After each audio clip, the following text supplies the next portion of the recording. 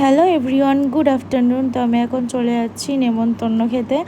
আর আমি একাই আছি, ও তো নেই, ও কাকিমাকে নিয়ে গেছে কল্যাণীতে।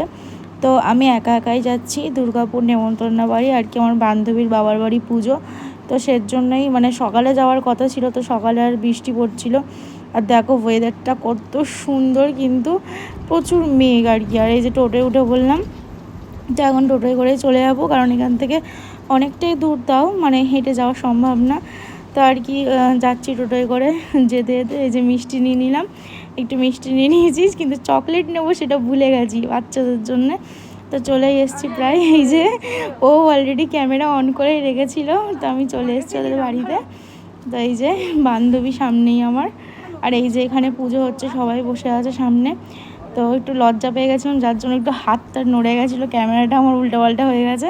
তো এখানেই পুজো হচ্ছে, তো চলো বাই, টাটা।